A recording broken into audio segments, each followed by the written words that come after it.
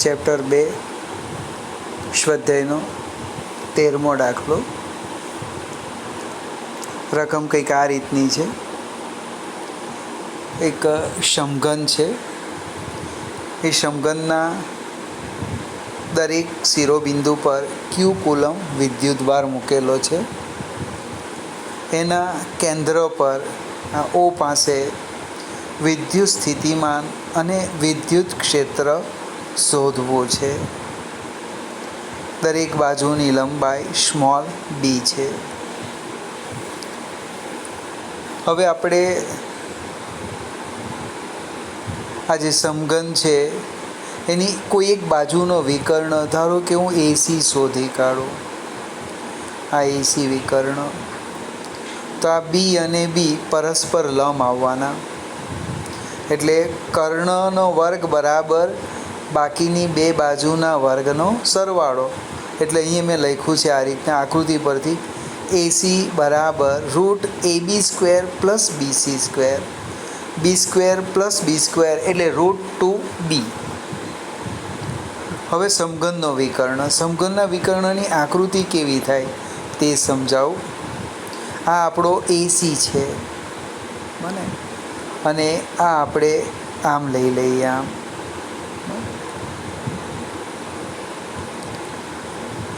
નામ અહીંયા આ એસી અને આ સીજી, એ સી અને જી, આ બી છે.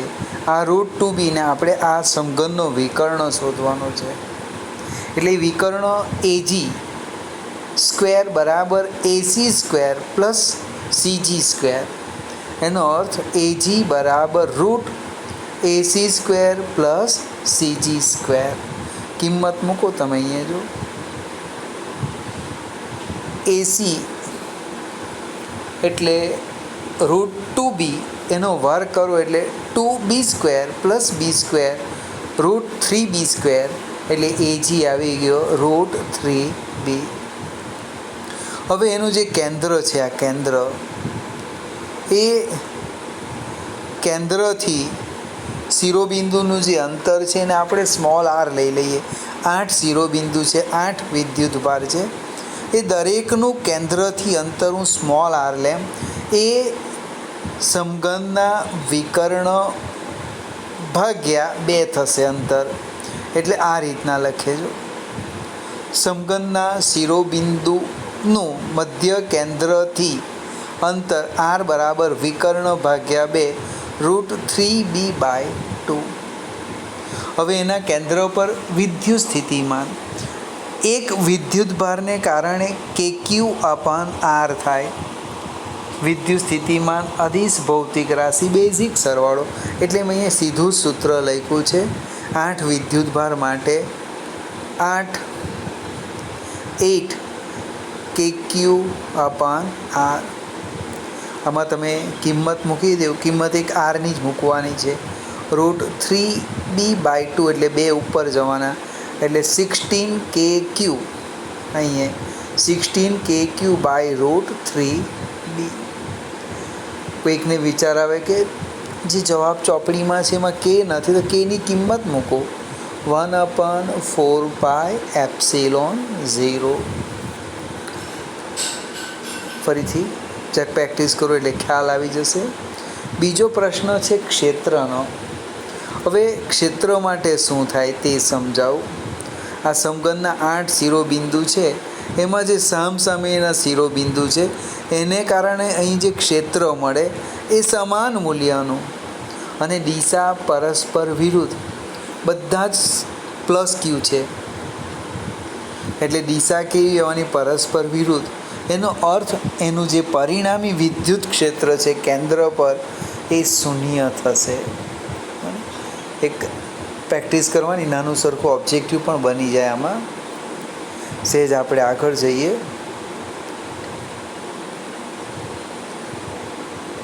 બીજો એક એક્ઝામ્પલ છે 2.14. એમાં 2 પ્રશ્ન છે, ખૂબ મોટો છે, 5 માર્કમાં પૂછાય એવો, પણ આપણે પ્રેક્ટિસ કરવાની છે, માત્ર સમજવાનું છે. ગણતરી મેં કેટલીક તો ડાયરેક્ટ લખી છે. મારી પાસે 2 વિદ્યુતભાર છે, 5 માઇક્રોકુલમ, સોરી 1.5 માઇક્રોકુલમ અને એક છે 2.5 માઇક્રોકુલમ. એમની વચ્ચેનું અંતર છે 30 સેન્ટીમીટર. પ્રશ્ન કંઈક આવો છે, એના મધ્ય બિંદુ પર, એટલે આપણે લીધું ધારો કે O પર વિદ્યુત સ્થિતિમાન અને વિદ્યુત ક્ષેત્ર શોધો. હવે મધ્ય બિંદુનો અર્થ એવો થાય, Q1 થી Aનું અંતર 15 સેન્ટીમીટર, Q2 થી Oનું અંતર 15 સેન્ટીમીટર. અંતર સરખું છે, એટલે પહેલાં આપણે વિદ્યુત સ્થિતિમાન શોધીએ. તો એ વિદ્યુત સ્થિતિમાન આમ લખાય, O બિંદુ પાસે KQ1/R1 plus KQ2/R2. Q1 1.5 માઇક્રોકુલમ, micro એટલે -6 લખેલા છે, અને અહીંયા 2.5 માઇક્રોકુલમ એટલે આ રીતના લખ્યું છે. R1 અને R2 15 સેન્ટીમીટર થાય, એને યાદ રાખવાનું, મીટરમાં ફેરવવાનું, એટલે 15 × 10⁻². તમે એને સાદું રૂપ આપો, અહીં મેં આપ્યું છે સાદું રૂપ આ રીતના, KQ1/R1 પ્લસ KQ2/R2. કિંમત મૂકો તો લગભગ જવાબ આવે છે 24 × 10⁻4 વોલ્ટ. બીજો પ્રશ્ન છે, O બિંદુ પાસે વિદ્યુત ક્ષેત્ર. હવે O બિંદુ એ મધ્ય બિંદુ છે, એ મધ્ય બિંદુ છે. બીજું Q2નું મૂલ્ય 2.5 માઇક્રોકુલમ અને Q1નું મૂલ્ય છે 1.5 માઇક્રોકુલમ. એટલે ધન વિદ્યુતભાર છે, એટલે Q2નું O બિંદુ પાસે ક્ષેત્ર આ દિશામાં આવવાનું આમ, અને Q1નું ક્ષેત્ર આ દિશામાં આવવાનું. બંને પરસ્પર વિરુદ્ધ છે, એટલે એક પ્લસ તો બીજું માઇનસ થશે. E2 મોટું છે એટલે એને આપણે પ્લસ લઈએ તો E1 શું થશે? માઇનસ થશે. એટલે O બિંદુ પાસે વિદ્યુત ક્ષેત્ર લખીએ E2 - E1, E2 - E1. હવે કિંમત મૂકી દઈએ આપણે. E2 KQ2/R2² KQ1/R1². કોઈક મિત્રએ કદાચ વિચારેલું, અહીંયા સાદુરૂપ આપેલું છે, અહીંયા R1 હતા, સ્ક્વેર કરવાના, તો ફરીથી 15 × 10⁻² વડે ભાગી દેવું બંને બાજુ, તો પણ જવાબ અહીંયા આવી જાય. છતાં આપણે આપણી રીતે ગણવાનું. સાદુરૂપ તમે અહીંથી કિંમત મૂકીને આપી દેજો.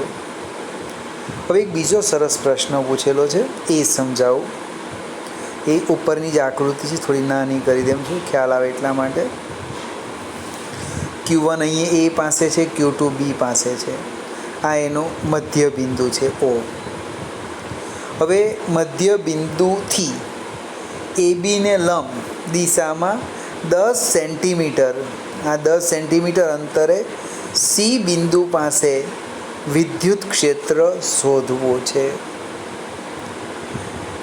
હવે Q1 પ્લસ Q2 પ્લસ, તો અહીં મેં દિશા દર્શાવી છે આ રીતના. જો થોડીક આકૃતિ તો નાની કરું.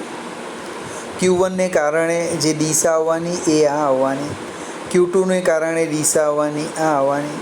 બે વચ્ચેનો ખૂણો ધારો કે આ થીટા, તો આ બી થીટા થાય, એટલે આ ખૂણો બને 2θ. એટલે મારું કામ છે પહેલું E1 શોધવાનું, બીજું કામ છે E2 શોધવાનું, ત્યાર પછી છે થીટા શોધવાનું. હવે R1 અને R2 શોધીએ. એ કેવી રીતે શોધીએ? તો બંને સરખા જ આવવાના. આ જે ખૂણો છે આર્યા એ 90નો બને, એટલે આ કર્ણ બને. 15 10, અહીંયા પણ 15 10, આવો 90નો ખૂણો છે. એટલે R1 બરાબર વર્ગમૂળમાં 15નો વર્ગ વત્તા 10નો વર્ગ, 15નો વર્ગ 225 વત્તા 100, એટલે લગભગ 325 થાય. એનો અર્થ એવો થાય કે R1 બરાબર R2 બરાબર 18 સેન્ટીમીટર. હવે બે પ્રશ્ન છે, મેં એક ભૂલી ગયો, વિદ્યુત સ્થિતિમાન. તો તો બેઝિક સરવાળો કરવાનો, એમાં દિશા સાથે કંઈ લેવા દેવા નથી. V1 પ્લસ V2, V1 કે Q1 બાય R1 પ્લસ કે Q2 બાય R2. કિંમત મૂકો. R1 R2 તો સરખા છે, સાદું રૂપ આપો એટલે લગભગ જવાબ આવી જાય. ફરીથી આપણે ક્ષેત્ર માટે હવે વાત કરું. E1 શોધવાનું છે, E2 શોધવાનું છે ને થીટા શોધવાનું છે. તો આપણે એ જોઈએ. પેજ બદલાશે એટલે આકૃતિ પાછી જતી રહેશે, એટલે ફરીથી એકવાર સમજાવું. Q1 Q2 15 centimetre 15 centimetre 10 centimetre, આ C બને. ટેન થીટા લેમ તો સામેની બાજુ ભાગ્યા પાસેની એટલે 15/10. R1 અને R2 સરખા છે.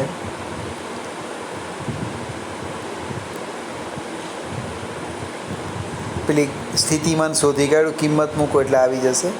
જો અહીંયા મેં ક્ષેત્ર શોધ્યું છે E1 કે Q1 બાય R1 સ્ક્વેર અને E2 બરાબર કે Q2 બાય R2 સ્ક્વેર. કિંમત મૂકી દેવું, જવાબ આવી ગયો 4 × 10⁵ વોલ્ટ પર મીટર, 6.9 × 10⁵ વોલ્ટ પર મીટર. આ થોડું સાદું રૂપ જાતે આપજો અને કાળજી રાખવાની. સ્થિતિમાનમાં છેદમાં વર્ગ નહીં આવે અને ક્ષેત્રમાં વર્ગ આવે. એક નાની સરખી ભૂલ આપણા 3 અથવા 5 માર્ક લઈ લેશે. હવે બંને વચ્ચેનો ખૂણો શોધીએ તો એ ટેન થીટા મેં તમને આકૃતિમાં બતાવ્યું. સામેની બાજુ 15 છે, પાસેની બાજુ 10 છે એટલે 1.5 આવવાના. એટલે લગભગ 45 કરતાં મોટો જે ખૂણો આવે એ જોઈ લેવાનો. ત્યાર પછી 11મા ધોરણમાં જવાનું અને પરિણામી E બરાબર √E1 square plus E2 square plus twice E1 E2 cos 2 theta. બરાબર, cos 2 થીટા. ખૂણો 45 કરતાં મોટો છે એટલે કોસની કિંમત 90 કરતાં મોટી આવશે. બીજા ચરણમાં કોસ ઋણ આવે, બરાબર ને. એટલે અહીંયા માઇનસ સાઇન જે આવે એ કિંમત મૂકીને મને તમારે જવાબ કહેવાનો. એક મને યસ કહે છે, બાકીના કોઈ જવાબ આપતું નથી. આગળ જઈએ. 2.15 બહુ મજાનો દાખલો છે. એક સરસ ઓબ્જેક્ટિવ છે, ગણતરી બાજુમાં જ લખેલી છે. મારી પાસે એક કવચ છે, કવચ. એની અંદરની ત્રિજ્યા R1 અને બહારની ત્રિજ્યા R2. એના ઉપર કેપિટલ Q કુલમ વિદ્યુતભાર રહેલો છે. હવે પ્રશ્ન કયો છે તો કે કવચના કેન્દ્ર પર હું +Q કુલમ વિદ્યુતભાર મૂકું તો કવચની અંદરની સપાટી અને બહારની સપાટી પર વિદ્યુતભારની પૃષ્ઠ ઘનતા શોધો. હવે +Q કુલમ વિદ્યુતભાર મૂકું તો શું થાય તે આપણે અહીંયા સમજીએ. +Q કુલમ વિદ્યુતભાર મૂકવામાં આવે તો એને કારણે કવચની સપાટી પર -Q કુલમ વિદ્યુતભાર પ્રેરિત થાય. હવે -Q કુલમ વિદ્યુતભાર પ્રેરિત થયો તો કવચની બહારની સપાટી પર અહીંયા +Q કુલમ વિદ્યુતભાર પ્રેરિત થવાનો. પહેલાં એની પાસે કેપિટલ Q કુલમ હતો અને એમાં +Q કુલમ પ્રેરિત થયો એટલે હવે કુલ વિદ્યુતભાર આટલો થયો, capital Q plus small q. આ જે કવચની અંદરની સપાટી પર છે એના ઉપર -Q કુલમ વિદ્યુતભાર પ્રેરિત થયો. તમારે ઊંધું વિચારવાનું કે જો કેન્દ્ર પર -Q કુલમ મૂકું તો અહીંયા +Q આવશે અને અહીંયા -Q કુલમ આવશે. આવું પૂછી શકાય. નાનું સરખું ઓબ્જેક્ટિવ, ગણતરી કંઈ કરવાની નથી, માત્ર સમજવાનું. +Qને કારણે એવી રીતે વિદ્યુતભાર પ્રેરિત થયો કે -Q અને અહીંયા +Q. બીજો પણ એક પ્રશ્ન છે કે કવચની અંદર ક્ષેત્ર શૂન્ય બને એટલે તમે વિદ્યુતભારને એક બિંદુથી બીજા બિંદુ લઈ જાઓ તો કરવું પડતું કાર્ય શૂન્ય થશે. હવે આપણો પ્રશ્ન છે પૃષ્ઠ ઘનતા. તો પૃષ્ઠ ઘનતા સમજાવું તમને. આ તો ખ્યાલ આવી ગયો હશે. પ્લસ ક્યુ માઇનસ ક્યુ, અહીંયા માઇનસ એટલે અહીંયા પ્લસ ક્યુ.